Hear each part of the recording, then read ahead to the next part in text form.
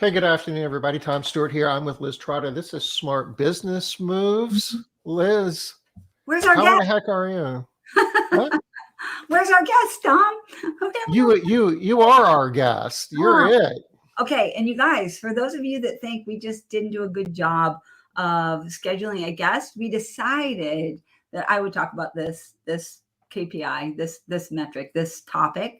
And Tom also has one. So when you see Tom on, you'll know that we planned that one too. All right. So Yep, I think that's next Wednesday. Is that the last? Wednesday. It's the last one. Yeah, next Wednesday, or maybe it's Monday. It's Monday the 31st. Yep, Monday the 31st. I'm kind of tying it up. So yeah, this is planned. This was a conscious decision. Yeah. So we figured that every once in a while, it's okay if we actually say something too. Not too often. No. Although you guys all know that doesn't shut me up. If I'm not a guest, I'm still talking. Tom, you're much better at that. You let the guests talk. Hey, Denise. Good to see you. Tom. 80s outfit figured out. Thank you for reminding me. No, I don't. I need to get on that. It's really hard. I was on there today looking for like 80s costume. Denise, what are you wearing? I would love to know what other people are wearing.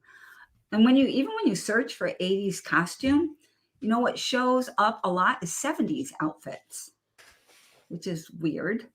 The only thing I can find for 80s is like Madonna outfits or 80s workout wear. I don't even know what men are. Oh, men, you're going to have to wear like the long shag, Tom. So yeah, I don't know what's going on here. You're not going, Denise? I thought you were for some reason. Macho Man Randy Savage or Back to the Future guy or Ferris Bueller? Are these all 80s? Well, I Googled 80s costume ideas. Oh, there. You can do the Don Johnson thing. Tom, pull that one up. I could pull that off. Heck yes. Yeah. Yes, you absolutely could pull that off. Oh, and the white shoes and everything. Oh my gosh, that's it. Denise, good job. Okay. Good job. You could totally pull that off. That's awesome. Okay. Who is an 80s person from around that, what that show? Who could I be that was in that show? What was the name of that show? I don't think there was one. Miami Vice. Miami Vice. Yeah, it was two guys. I could do a guy. It would be the first time I'm dressed as a man. Miami Vice costume. What the heck? Okay. Oh my gosh. Yeah, no, you have to wear the pastel. The pastel shirt is really critical for that outfit. Yeah. The light blue or the light pink. And those other ones that you're looking at, those are things that my son-in-law wears now. You can get that. That's it. And the shoes have to be white, correct? Yes, absolutely. And you have to wear socks. And that's what I thought when I saw his facial hair. That's what made me think it. I was like, absolutely, you can do it with your hair. That's perfect. That's going to be awesome. I'm not sure if that's really great for you, Tom, that you already look so much like an 80s guy. Well, I am an 80s guy. Yeah, there you go. You're ready to go. Well, I need to figure out something for 80s too. So I'll do the same thing. 80s costume ideas, female. Martha, look at what you're doing to us. You're making this so difficult. Who else is is anybody else on here that is going to QDS and is doing the 80s thing? I can't remember what the other one is because I'm not going to be there. See what I mean? Like the flash dance type. That's what I'm saying. They're all like that. And the other ones are more like 70s. That's 70s, yeah. 70s. I was like, okay, I could wear that. 70s. Average Joe. That's nothing. It's hard. Right? It's really hard. I know you have to have like the really big fluffy hair, the costume. But see, mostly you see this 80s disco thing or Madonna. Well, yeah. Madonna, I guess, was kind of technically 80s. Yeah. All of those, see, they're all Madonna or workout stuff. Maybe that Maybe that tracksuit thing. They have that tracksuit. I could maybe do that. I don't even see it now. But see what I mean? Madonna and A workout wear. whole lot of Madonna. Yeah. Madonna and workout. So I'm thinking that's what everybody's going to be wearing. Except me. I will not be in Madonna or workout wear. Oh, I can do that makeup. I can do that. All right. I'll figure something out. Anyway. Okay. So I think we've talked enough. Liz, I'll work on it. All right, Denise. Thank you. I can't be wearing those tight clothes though. Oh my gosh. I need something. All right. So KPIs. Anything else? Anything else going on right now, Tom? Oh, you said the market. Did you want to mention The that? stock market keeps going down and down every day. I might have to start cleaning more homes. I don't know. This is getting depressing. Because you didn't yesterday have to think about cleaning more homes? No, it's all good though. It's it's an opportunity to buy, right? Yes. All right.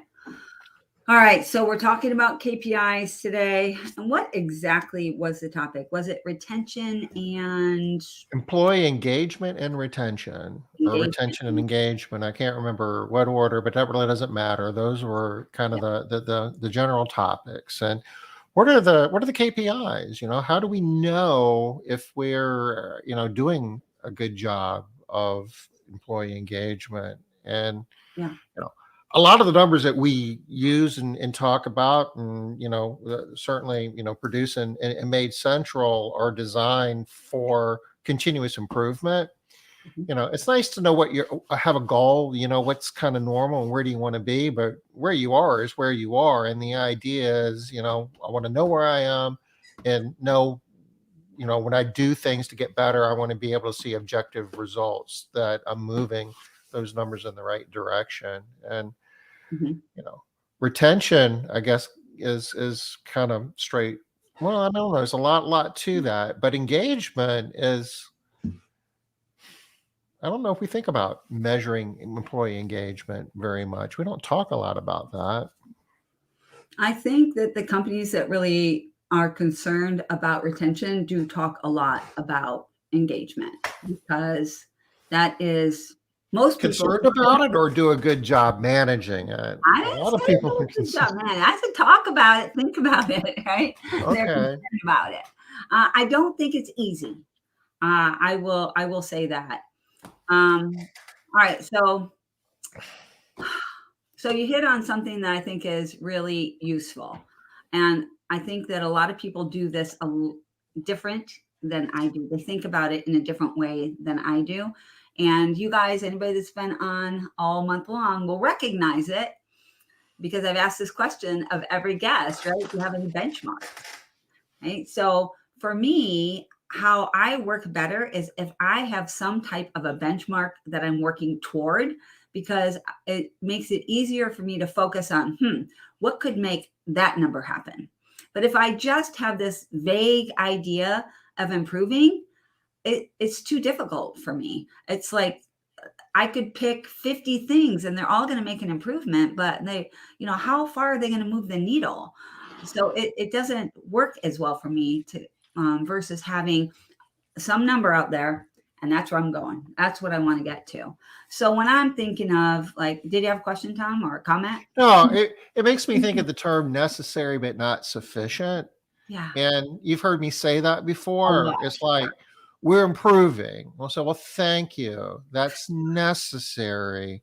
But it's like, we've gotten employee turnover down from 400% to 375%. Well, thank you. That's moving in the right direction, but it's not sufficient. Right. Which is why, for me, it is really important to have that thing that I'm going toward. So, I'll be talking a lot about probably strategic success groups today, just because we do a lot of this. I know that if people tease me too about KPIs, I'm like, no, like when I'm thinking about KPIs, like we're tracking 6 basic KPIs, because in my mind, these are the key performance indicators for your company. Everything else falls under there. And I consider all of those other ones more like IPIs, important performance indicators. But those top 5 or 6, those are the things that tell you, bottom line, if anything else is working. So I really like to think about where I'm going, having those benchmarks. So for example, if I'm thinking about when I'm working with people, this happens a lot when I'm working with people. They're like, I'm not able to keep people. And the first question I always ask these 3 questions. And I know it frustrates people, but these are the 3 things I want to know. When do you lose people? Like what percentage of people do you lose at what stage of the game? Are you losing them between 1 and 3 days? Are you losing them in a week? Are you losing them in a month? Where are you losing them first? The second thing is, do you do exit interviews? Do you know why your people are leaving? Why try to figure it out? Go to the source. Find out why people are leaving and fix those problems first, right? I find that, and Tom, you and I both have seen this every time we're talking. It doesn't matter what the KPI is that we're tracking, right? If we say, okay, we need to improve profit, just as an example, people will start telling us what needs to improve before they even look at what's causing the problem, right? Why? Right. Yeah, they don't even look at what's causing the problem. And they don't look at what are the right things that you should be doing. They just start, they're like, no, I'm just going to start fixing that. Oh, and I'm not saying that's a bad thing. I much prefer do something over nothing, but ideally, let's do the right thing. Let's do the thing that's going to move us forward the fastest, the best, and get us to that metric that we want to track. And I love metrics. I love to see where we're going. Are we succeeding or not? All right. So first thing is, how long are they staying? For me, if you're looking for retention, you have to find out how long people are staying.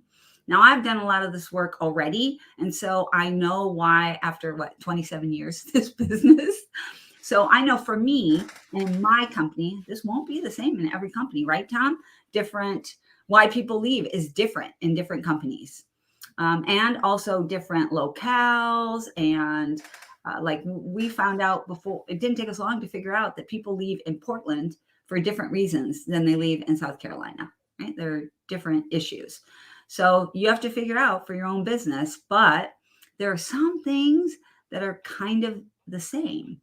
Like the first few days, if somebody is leaving in the first 1 to 3 days, 95%, I'm not going to say, I don't have this, don't somebody send me something saying, Liz, show me your data on that 95%.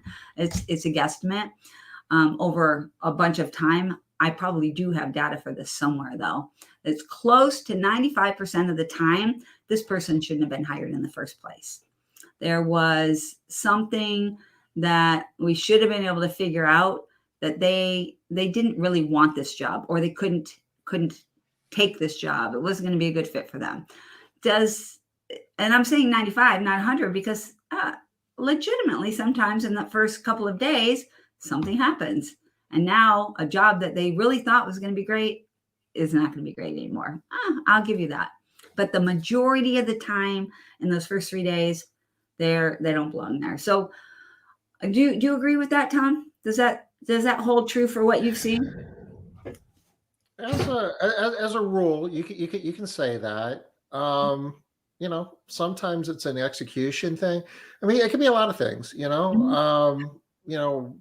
Maybe you missed something in the interview more times than not. Yeah. Maybe they're a good fit, but they didn't have the transportation thing or the daycare figured out, for instance. And sometimes that's avoidable. Sometimes you ask the question and you don't get the straight answer. So, this in some regards, this is the red marbles, blue marbles thing Yeah. again. It's like, did you make a bad hire? It's like, well, you made a good hire based on the data that was given you. And at some point, if you were given bad data, you ask the right question and get the wrong answer, or get a less than honest answer, then, do you consider that a internal fail, or just you guessed the logical color and it just wound up being wrong?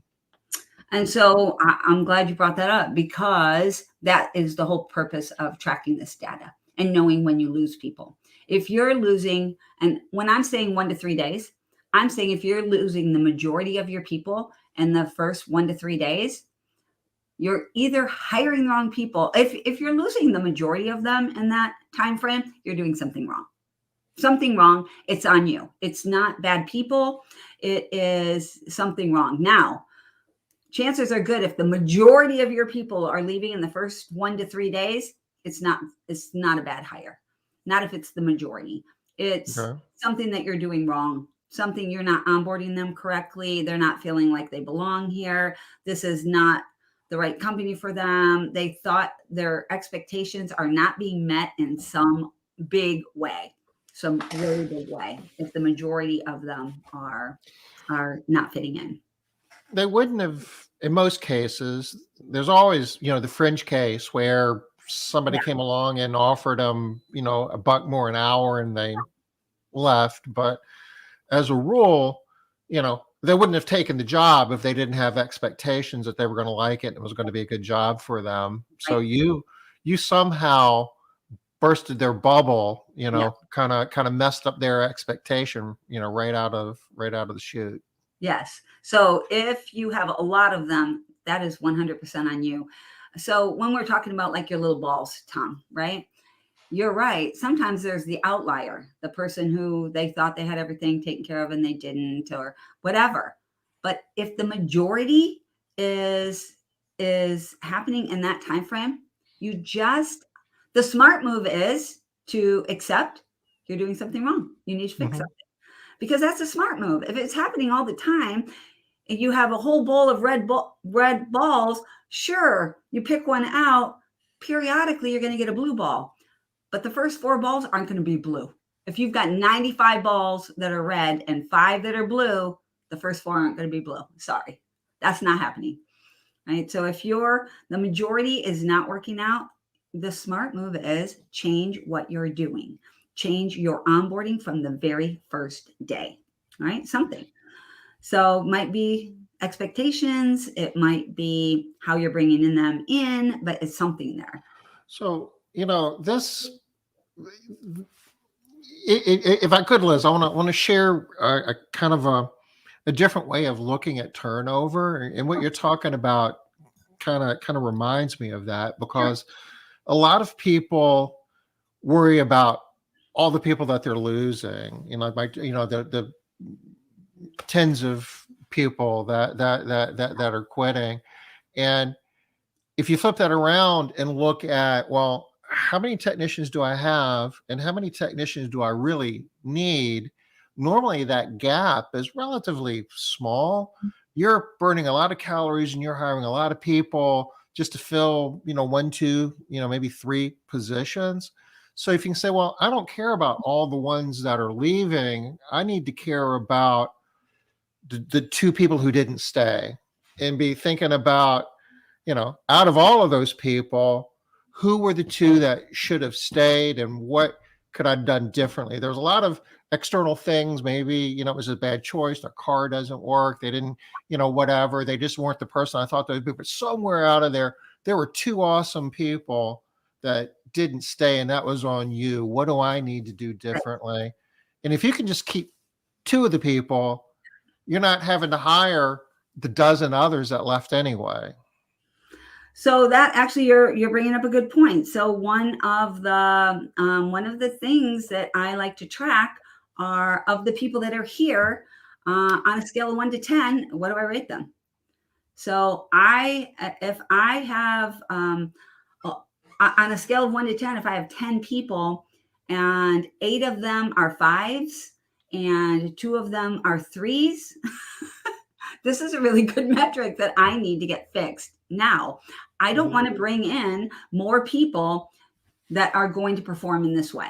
That is not a good thing. To me, that is really, really similar to if you aren't closing on any of your leads, stop throwing money at your sales. Yeah, it's like I need Facebook. more. I need to spend more on advertising. I need to improve my marketing because I'm not getting a lot of, I'm not getting new customers. And it's like, well, you're not answering the phone and you're not returning emails. I mean, you Yeah.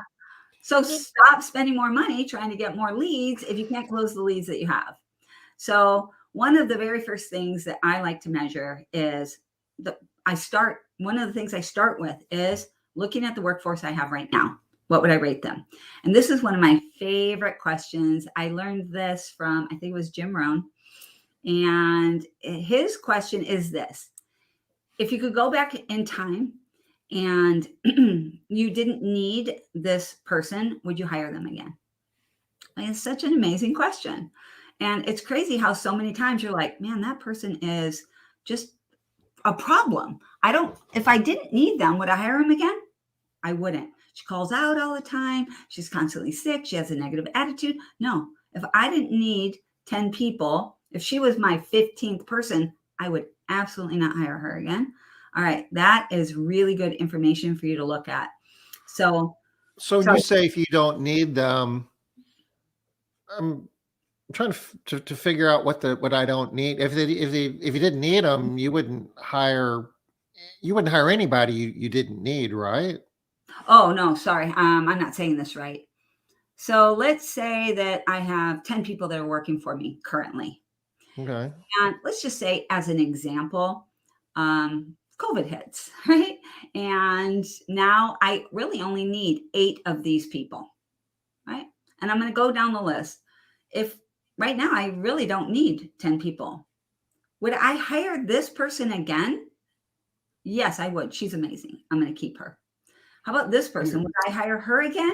No. You might come up with what many people do come up with is 8 out of 10 people I wouldn't hire again.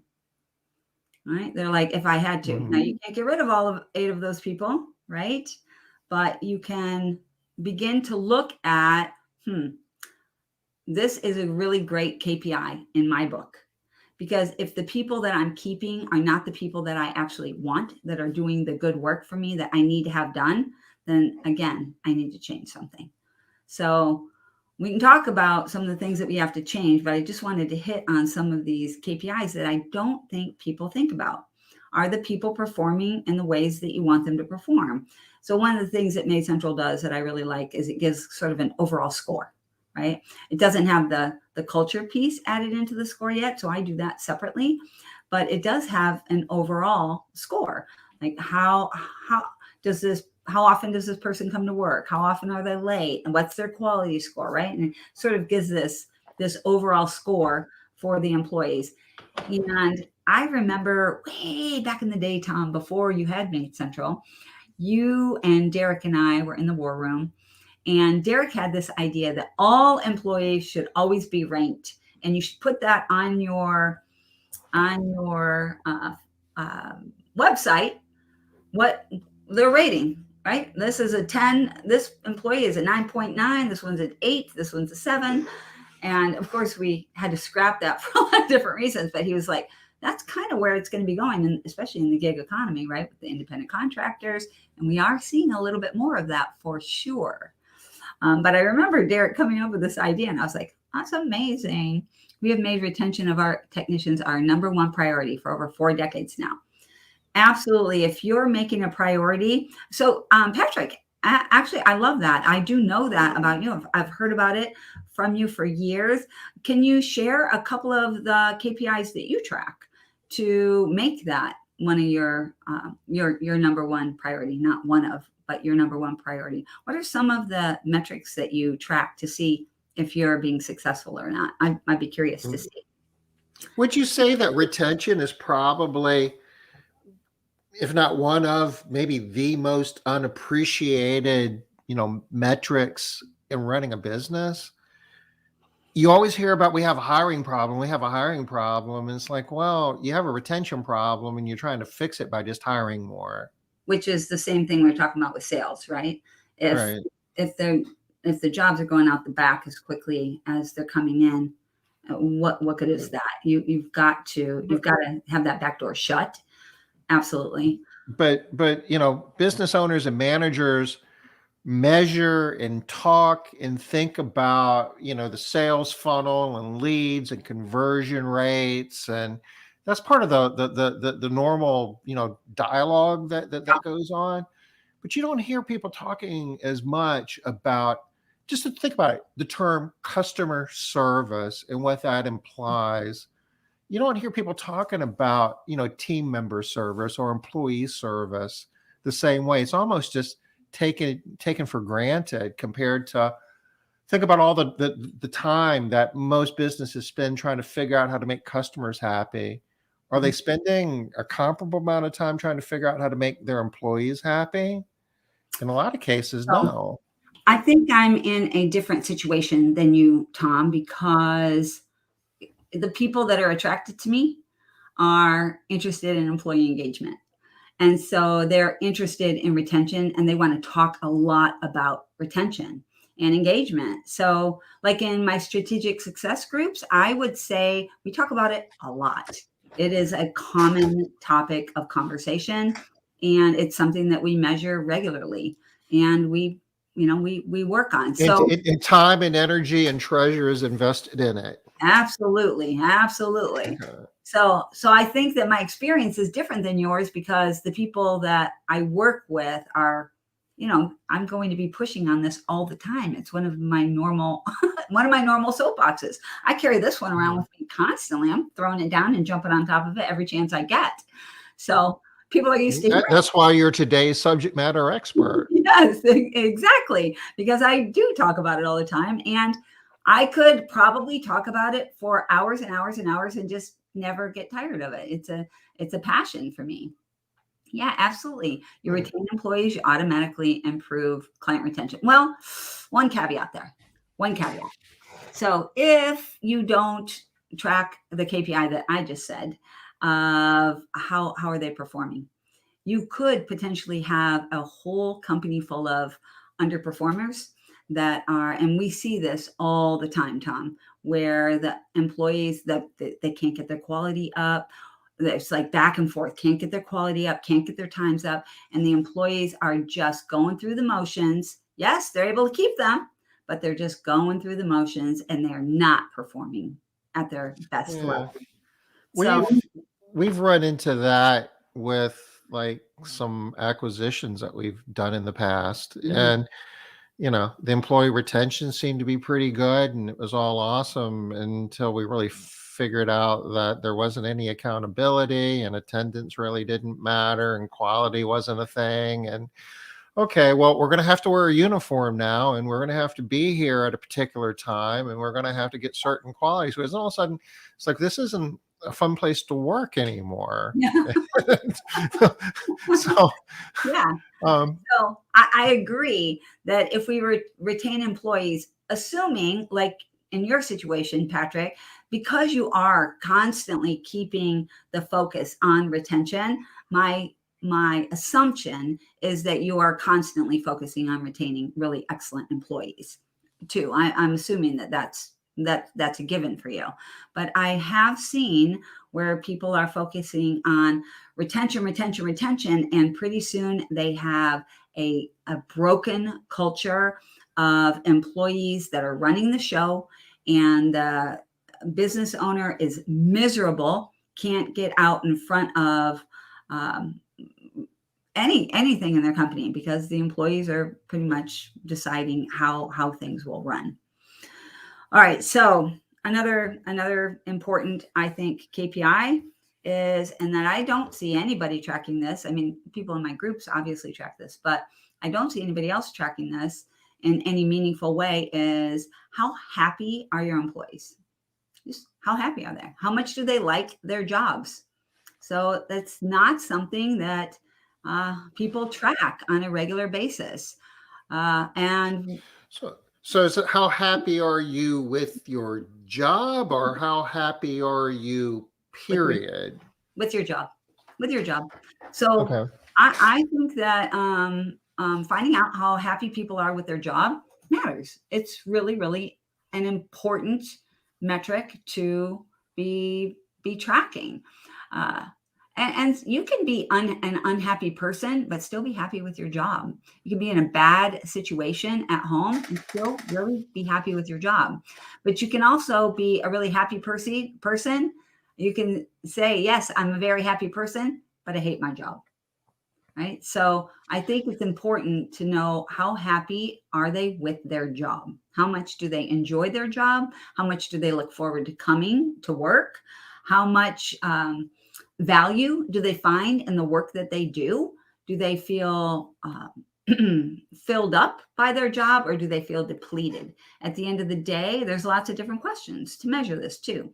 At the end of the day, do you feel exhausted and like, oh my gosh, I just need to sleep? Or do you feel like energized and like, hey, what do we want to do? Let's go. Let's do something. So I think those things really, those are a lot of different ways of measuring, or not ways, different things to measure and to check on to see how happy people are in their jobs. But I mean, it's really simple most of the time. If you start asking this question on a regular basis, if you start asking this question every week, for the first month, everybody will tell you they're thrilled. They love their job. For the next 3 months, they'll tell you they hate their job. Everything under the sun is terrible. The equipment isn't right. The supplies aren't right. Things break down. So-and-so's a witch. They'll tell you all of that for the next 3 months. And then after that, you'll find out how the people really feel about their job. I Just like, remember reading an interview one time from a manager who made the claim that everybody in his company is happy. And the question was asked, well, what's your secret? He says, I fire everybody that's not happy. that can work though. So are they happy, or are they telling you they're happy too? Hey, Celicia, what would you suggest to be a good approach to asking them? As a group, digital survey, one-on-one? So lots of different ways can work, and it depends on your culture. One, I like to do things as simply as possible. Just give me the info, right? So if you can come up with a survey that you can send out easily to your people, not anonymous though, y'all. So I know anonymous surveys are really popular and people think it's the better way to go, but anonymous surveys aren't going to give you that information that you need. They're not going to give you the data that you need, because, and I can give you an example, and I will get back to your question, Celicia. I'm not ignoring you. Here's an example. If Liz says, if you get a piece of anonymous feedback that says, I really think we need to do something about our vacuum cleaners. They don't suck the way we need them to suck, right? They suck in the wrong way. Yeah, they suck. Okay, and not in the right way. If you don't know who that's coming from, your tendency can be to blow that off and be like, oh, please, our vacuum cleaners are fine. But if you know that that's coming from somebody like me, who really wants to be able to do a good job vacuuming, you're going to take that feedback seriously. If you know it's coming from somebody who's really critical about every single thing that you do in your company and they never think anything's good enough, you're going to accept that information in a different way. Okay, we need to look at our vacuums and we need to test them and see if they're actually sucking. You can go to that person and say, give me more information, help me understand what's not working. I guess the flip side of that, though, is, and I believe the primary reason that people do anonymous surveys is they're afraid that it's like voting is, for like political figures, is an anonymous thing because you don't want everybody else to know. Do you want your boss to know that you don't really like your job? I mean, all right. So now you're getting to another metric that I track, that I believe in, I think is very important, and that's the Trust Kpi. How much do we trust each other? Because if there's trust in your business, if there's trust in your company, people will tell you what you want to hear. They'll give you the correct answer and they'll give you the truth. So remember I said when you're sending out surveys, and I'm coming back to you, Celicia. Remember when I said, if you're giving out surveys for the first month, everything's amazing. It's awesome. That's because they don't know what you're going to do with this information. Am I going to get in trouble, or is there going to be a backlash? They don't really want to know. Nothing ever changes in this company anyway. Doesn't matter what I say, right? We've all Mhm. heard all of those things. So in the first month, you get nothing. But if you respond well to that feedback every single time you get it, take it seriously, great. Everything's excellent. Okay, then I'm not going to change anything because I don't want to mess things up if you guys are happy with the way things are. In the next month, you'll start to get the trickles of, well, not everything's perfect. You know, Mhm. like the Did vacuum, I say that? Well, I really didn't mean everything. everything, like 99.9% of everything is perfect. But, like the vacuums could And be they're a kind of testing. Okay, I get it. And you're like positives, like, oh, that's awesome. yes, Okay, that 1% thing. Okay, well, we can yes, address that. Well, how yes. about maybe 10%'s not awesome? Well, I'm still got a job. So let me tell you how I really feel. Let's hear about that too. And the trick here is it's about you. You have to truly want that feedback. So if you think you want that feedback, but you're not good at handling negative feedback, don't ask. Don't ask because you'll make the problem worse. All right. So, Okay. Celicia, for you, what's a good approach to asking them? What's the level of trust in your company? If you have a small company, chances are good you have a higher level of trust than if you have a bigger company, right? Because there's nothing that I'm saying is 100%, of course, but smaller companies tend to talk with their people more, and they have more dialogue, closer conversations. And remind me to tell you that that is another KPI. I'm just making a little note here so I don't forget to mention that one here. So they have What was um, the other KPI? I'm sorry. conversations, right, Okay. or connections. Um, so smaller companies tend to have a higher level of trust. And because of that, you can just ask them straight to their face. Like, so Tom, what do you think about blah, blah, blah? The lower the level of trust, the more space you need to give between you and the answer, between them and the answer. So people will tend to write things more, they'll write more things than they will say directly to your face. It's interesting, they'll say more things to you even on Zoom though than they would if they were in the same room with you, which is, I know that there's some research being done about that right now, which is really interesting because it seems like it'd be the same, but it's not. So that physical space makes a difference, which is interesting. So So it's easier for me to provide good. feedback that's not glowing if I'm writing it down as opposed to just looking you in the eye and telling you. Yep. So the hardest Because I thing, can put it in an envelope and hand it to you and run away yeah. rather And before people you have a feel like, chance to read it. and people also feel like they can wordsmith it. And in writing, they could write it and then they could fix it, make it sound better, and then they could fix it again and write it away so they could make it Mhm. right.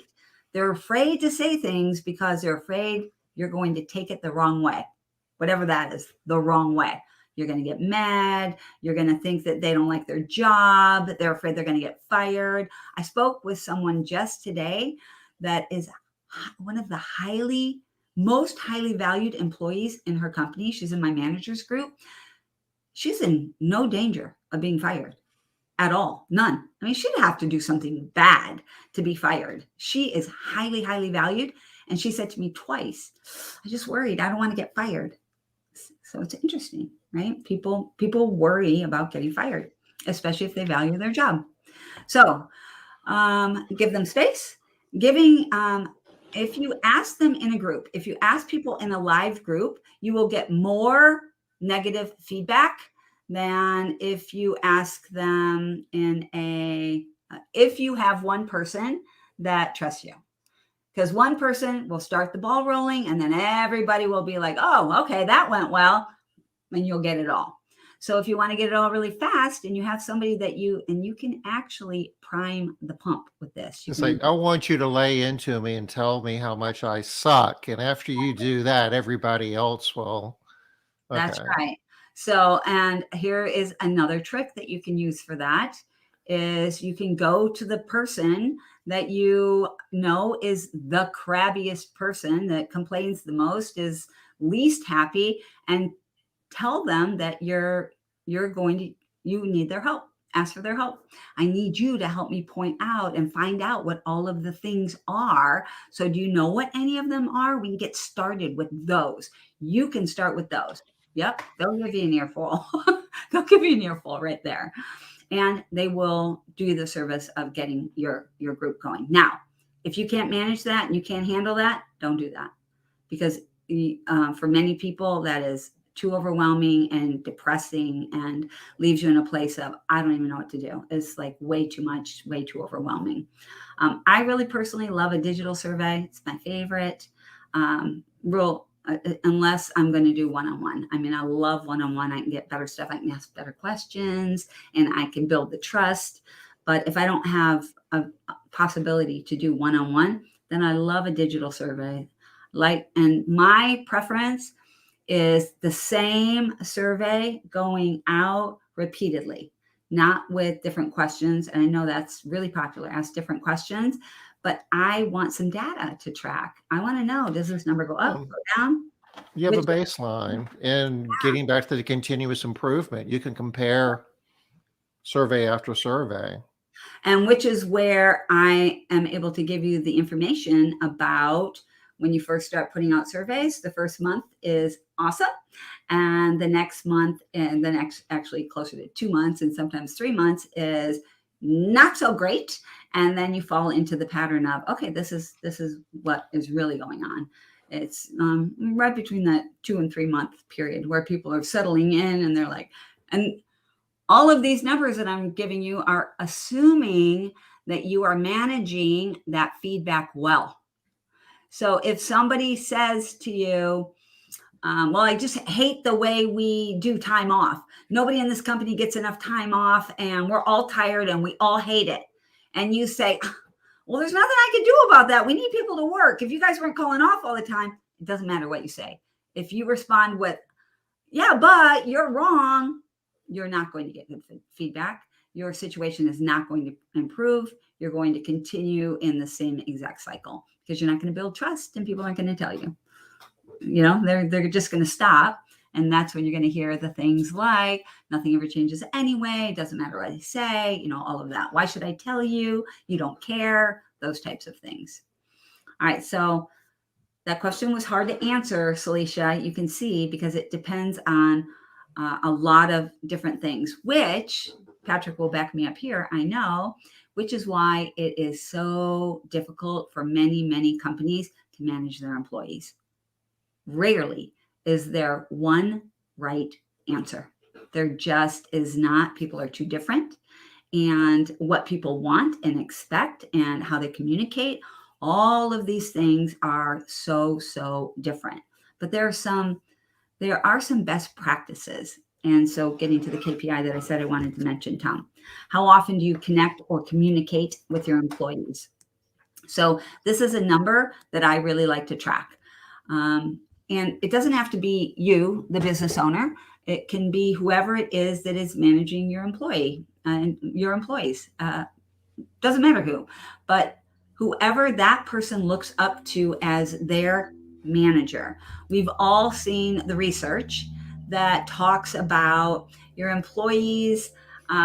They care. They don't leave jobs. They leave managers, right? We've all heard that. We've all heard that. So part of what your manager needs to do. So I really like to have a list of metrics that the manager has to do to manage their employees.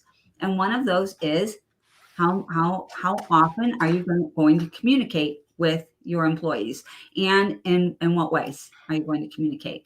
How many times are you going to communicate one-on-one? How many times in a group? How many times about their personal situation versus their performance, and sort of not sort of, and also what are the topics that you're going to talk about? So is there like a framework in your mind, a best practice? Like if you're another, you've got your groups and you do a lot of coaching, I mean, you're always helping companies with this. And if they're talking to you about, gee, my employees just don't seem to be happy, I have a lot of turnover, how do I get my supervisors involved in this process? How do I get started with that?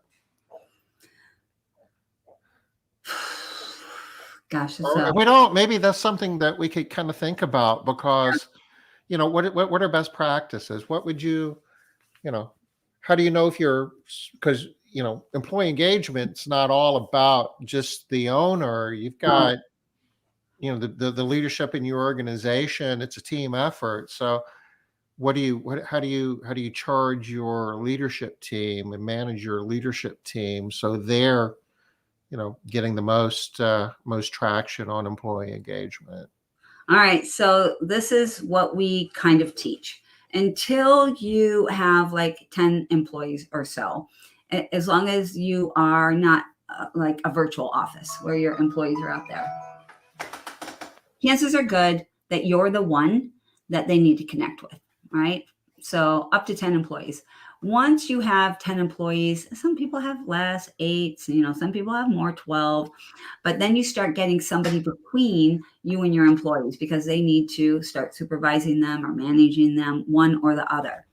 So Yeah, when you that's a barrier to growth, by the way. That's really important. A lot of companies are able to grow up to that point at 10, but they can never figure out how to get that layer of supervision in there, and they're kind of stuck at 10 forever. So we have this conversation a lot. So this is something that this is part of what you have to do. This is part of the framework. The things that you are doing for your employees, they're at this level. And then you have your next level, and this is your supervisors, managers, whatever. Let's just say one level supervisors right now. And then you're here. You have to now do the same activities that you were doing with your employees with your supervisors. And they now are charged with the same activities with the employees. So the trick is, how do you up here stop talking to these people down here? How do Mhm. you stop? Because you can't just completely pull away. So you have to transition them. And where I just had a talk with a business owner, actually, the beginning of the week, Monday. She's like, my manager, I've lost so many managers. I've lost 6 managers in the last 4 months. What am I doing wrong? And it didn't take long to see that what she was doing wrong is that she's going around her managers. She's trying to manage the people and not giving her managers the power that they need to be able to do their job. So they're constantly feeling like the stool is getting kicked out from under them. So it is not an easy thing to work with on you. Stay in your lane, right? I think that's the saying Mhm. that we hear all the time: stay in your lane. That is not your job to manage the employees. That is someone else's job. Your job is to help them manage those employees, not by telling them what to do, by helping them figure out how to do their job better, letting them do it, giving them some metrics to track, right? Telling them some things that they have to do so that they have a format to follow. You have to contact them this amount of times. You have to celebrate birthdays. I don't care how you celebrate them, but you have to celebrate them. You have to do these things. I'm not going to tell you how to do them. That's on you. That's your job. But these are some of the things you have to do. You have to talk with them. You have to contact them once a week. I don't care how you communicate with them. You can do it by text if that's better, but you have to. How do you measure that? So, which thing? Um, okay, you're the supervisor. You need to celebrate birthdays. You need to have at least one contact a week with every employee that you're directly responsible for. Matter, meaning, measure, accountability. So we need to measure that and create accountability, because if they aren't celebrating birthdays and meeting once a week, you need to know that, right? Yeah, absolutely. So you track it the same as you track. I like to put metrics on everything because you can track it the same way you track all your KPIs. How do you track them? Do you track them in a spreadsheet? Do you track them in a software program? Most of this stuff that I'm talking about, there aren't a lot of programs that track it, but there are some that you can find. They're kind of pricey for our industry. So most people track this stuff using Excel or sheets. So like a shared spreadsheet, and every supervisor goes to it and kind of documents. Yeah, Yeah, I had 2 birthdays I celebrated this week, yeah. and maybe just yes or no, I talked to every person, or maybe you have every employee's name listed there and they have to check off if they talked, had one, at least one connection with Let me them. I see if mean, I can find a spreadsheet. So there's a couple different ways of doing it. One is that you just said right there, Tom, is you can have all of your employees listed.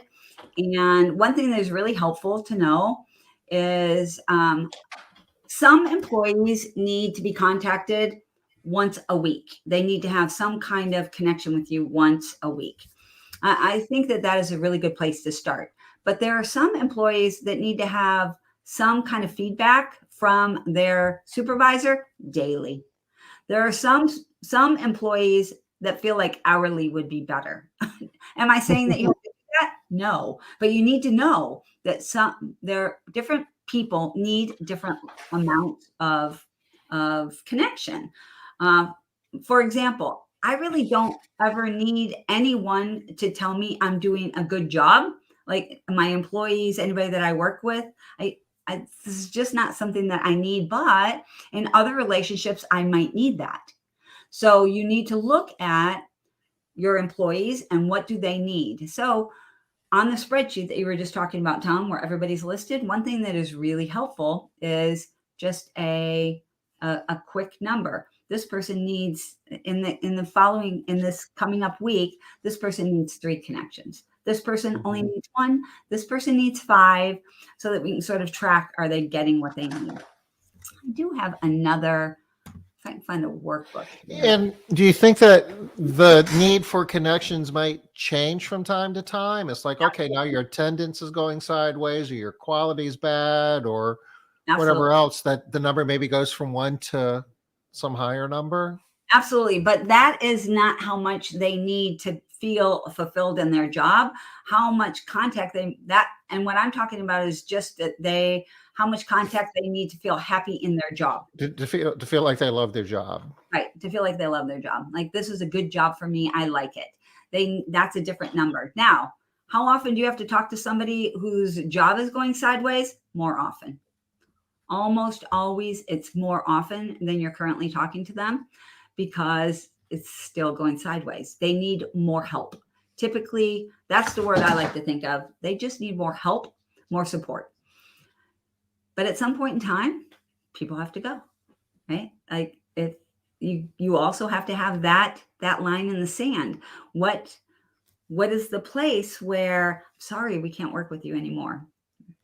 And then it's time to let people go, because not everybody is fixable. Not everybody wants to perform to their highest level. So we were talking about contacts. Contacts could be necessary in order to improve performance, or contacts are necessary in order to make people feel appreciated, feel loved, Like they matter. that they matter. Are there other types of contacts that we would? Can we boil it down to 2? It's like, you matter, or we have a performance issue. Well, I think you could also do a meaning contact, right? So, I mean, people really do, and you're always, I'm a big fan, Tom. You've heard it forever. I think everyone should have a number to track. They should all be measuring a number in their company, because that makes them feel like they're helping and they're supporting. So that's For every contact, you need to define, what was the purpose of contact? Was it matter, meaning, measure? A measure could be kind of a performance thing, or it could be good or bad. Yeah. Or accountability, I guess, would be a performance. That'd be great too. Yeah, absolutely. A lot of times accountability is, when we're talking about accountability, it is us holding people accountable in the correct way, right? And helping them to be accountable for their job. So when I'm talking about holding people accountable, I don't mean telling them what they're doing wrong so that they can fix it. I mean showing them what accountability looks like and how they can be accountable in their job. So that's what I mean when I'm talking about accountability. Okay. So I know we are we are pressing up against the top of the hour. Shocker that Liz could talk for an entire hour about retention Because and engagement. but there's a whole lot to this. It's not just, you know, it's there's a science to this, and there's a strategy behind it Absolutely. and you have with purpose and intent, and um, you know, without a playbook, you're just kind of winging it. I was going to try and show just a quick tracker, uh, but I don't have time to show it. It's hard for me to find. But here's another really, really easy thing to do. I do this with a lot of almost all of my coaching clients that are having trouble with turnover. I give them this easy, easy spreadsheet. All it is all of the employees' names on the left-hand side, and then it's written by week, and just asking them every week. I like to do it on payday. It's my favorite time. All right. Like, like on a scale of 1 to 5, how happy are you with your job? And just write that number down. You'll see exactly what I told you before. High numbers for the first month, low numbers after that, and then high again. And sometimes you don't ever get those really low numbers. Yay, good on you. That means that you really are doing a lot better than maybe you think you're doing. So, but if you're having turnover, chances are good you're going to have that at least 2 months of some bad numbers. But you get some data to track really easily that way, really fast, and then it becomes easy to improve on. And you're just basically tracking how happy are you with your job. That's it. Ask them. People that aren't What happy. what do I need to do to get a higher number next week? Yeah. And actually, I don't ask them that. What I say is, let's say they give you a 2 or a 3 out of 5. Then you say, what would need to happen for that score to go up? Not Okay. go to a 5, Isn't just that like what would happen? just go up? What would have to happen? Yeah, what would have to happen? And they're usually happy to tell you. And a lot of times it's surprising that, especially this is after the 3 month mark, you'll find that people's scores might be a little bit low. And sometimes it'll be a low because they just want to be able to talk to you. They just want to be able to tell you about what's going on. You'll find a lot more personal problems after the about the 4 month mark.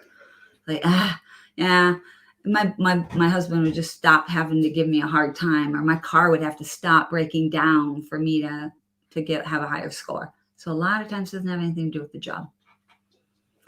So that's it. Those are KPIs. Guess what? We're done for the week. We are. Yeah. But we're going to be back Monday, 5 o'clock Eastern. Guess who our guest is going to be? We talked about it, and I already forgot, Tom. I know it's not Chris. He's on Wednesday. Smart business move contributor Joe Walsh. Joe Walsh. Oh my gosh, he's amazing. Great. We're going to be talking about scheduling. And if you want a real, I hate to use the term nerd, but I mean, I say this in a complimentary way. Joe measures and manages scheduling in a way that's a lot more detailed than 90% of the businesses out there. So he's going to bring some good stuff to you in terms of how to use KPIs to improve your scheduling and business outcomes. Yay. That's right. That's right. See, woohoo. Okay, so we're done. We're done for the week. So you guys have an awesome rest of your week. We'll be back 5 o'clock Monday Eastern time. Bye-bye.